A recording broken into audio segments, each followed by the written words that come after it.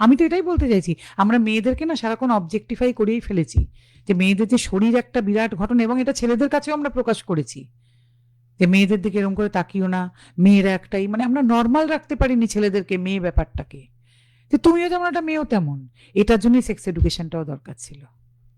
তার ফলে কিন্তু এত গন্ডগোল সবকিছু। আমাদের দেশের মূল জিনিস হচ্ছে অশিক্ষা।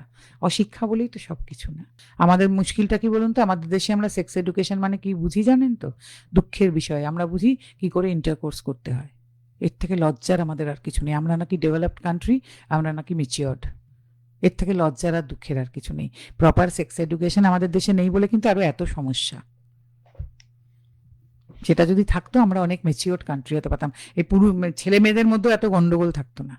দেখুন, ওটা কিন্তু একটা প্রপার শিক্ষা, আর 10টা জিনিসের মতন। ওয়ার্ক এডুকেশন যেমন, সেক্স এডুকেশনও তেমন। এইটা যদি মাথায় ঢুকিয়ে দিতে পারতাম না, তাহলে আর এই গন্ডগোল হতো না। আমরা না এই বিষয়টাকে অতিরিক্ত গুরুত্ব দিয়ে ফেলেছি, লাইফে গ্লোরিফাই করে ফেলেছি। এটা যে খাওয়া, ঘুম, বাথরুম যাওয়া, খিদে পাওয়ার মতনই একটা স্বাভাবিক বিষয়, এটা রাখতে পারিনি, যার ফলে এটা এত গন্ডগোল হয়ে গেছে আমাদের দেশে।